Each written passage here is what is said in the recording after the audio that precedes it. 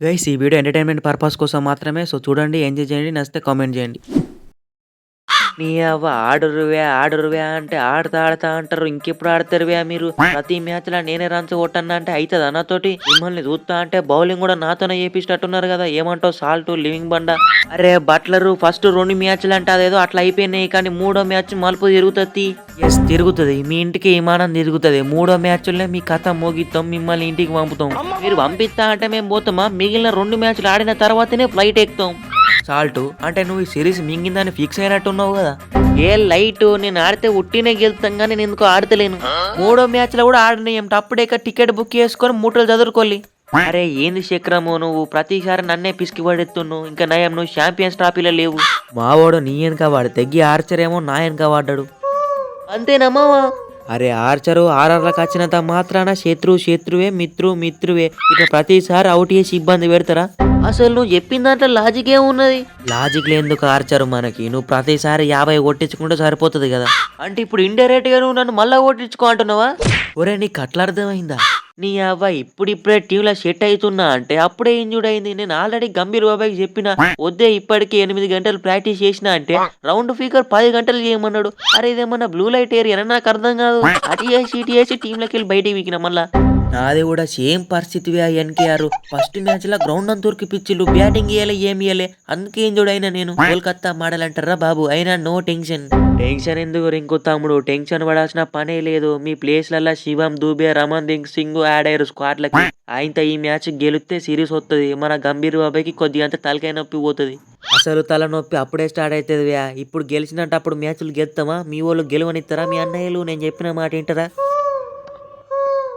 కొన్ని తలనొప్పులు అయితే వాచ్‌లా ముళ్ళు తిరిగినట్టే చుట్టూ తిరుక్కుంటూ ఉంటాయి 24/7. వాచ్‌లా ముళ్ళు కూడా ఎవరంటారు గంభీర్ అన్న నిన్ను? పక్కన ఫోన్ పెట్టుకో లేకపోతే స్మార్ట్ వాచ్ పెట్టుకో. బటన్ నొత్తితే చాలు టైం కనిపిస్తది. ముళ్ళు కనిపియదు. Problem solve. ఏమైందన్నా అంత బడ్జెట్ లేదా? లేకపోతే ఫోన్‌లో ప్రతిసారి అలారం పెట్టుకో గంటకి. అదే మోగుతది ఇనిపిత్తది జస్ట్ ఇంకేంది? పంతో నేను సెకండ్ వికెట్ కీపర్‌గా సెలెక్ట్ చేసిందే మంచిదివే. అది వదిలేయ్ అన్న ఇప్పుడు మ్యాచ్‌లు గెలుస్తున్నాం కదా! యెస్ గెలుస్తున్నాం కదా గంభీర్ బాబాయ్. మనోళ్ళు ఆడినా ఆడకపోయినా నేను మాత్రం చివరి వరకుండి గెలిపిస్తున్నా. మొన్న అంటే మనోళ్ళు వచ్చినోళ్ళు వచ్చినట్టే పోయిర్రు. అందుకని చిన్నగా ఆడినా. కానీ ఈసారి సినిమా మొత్తం వేరే ఉంటది. యెస్ తమ్ముడు నువ్వు మాత్రం ప్రతి మ్యాచ్‌లో అదే రిపీట్ చేయాలి. గంభీర్ బాబాయ్ 2 మ్యాచ్‌లు గెలిచినాం. డామినేట్ చేస్తున్నాం. ఓవరాల్‌గా వట్టిగానే విసిగెత్తున్నాం. ఈ మ్యాచ్‌లో ఏమన్నా ఎక్స్పెరిమెంట్లు చేసిరా? లేకపోతే మళ్ళా 'ఖైదీ' సినిమాలో ఢిల్లీనా? ఢిల్లీ కాదు బే రాజ్‌కోట్. కాదు షమీబ్ భాయ్ సౌరాష్ట్ర క్రికెట్ అసోసియేషన్ స్టేడియం. ఎక్కడ నవ్వాలో చెప్తే నవ్వుతా. ఆళ్ళ నన్నుడు ఈళ్ళ నన్నుడేనా నువ్వు ఆడేదేమనున్నా? అవును క్యాప్టెన్ అంటే ముందుండి నడిపియాలే.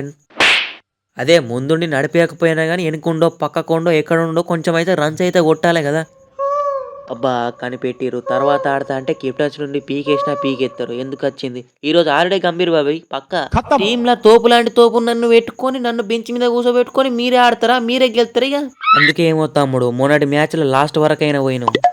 చూద్దాం ఇన్ని రోజులు నువ్వు మనోనివి అనుకున్నా. కానీ పాము లాంటి పగోనివైనవు నువ్వు.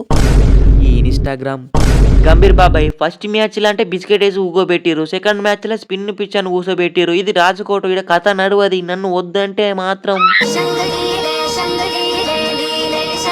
అయ్యా నాకు తెలుసు కదా పైపులు లీక్ అయితాయి.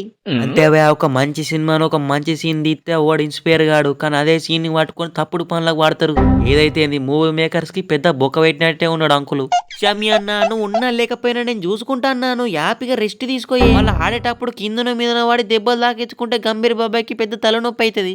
ఏ షమి భాయ్ నీకు పడే దెబ్బలు కూడా నేనే కొట్టించుకుంటున్నాను. హ్యాపీగా రెస్ట్ తీసుకో. అటు ఇటు అయితే ఇద్దరిని కలిపేసుకుంటారు. కిందనో మీదనో వాడి ఒక్క మ్యాచ్ గెలితే సిరీస్ వస్తుంది. తర్వాత ఎక్స్పెరిమెంట్లు చేసుకుంటారో ఏం చేస్తారో వాళ్ళ ఇష్టం.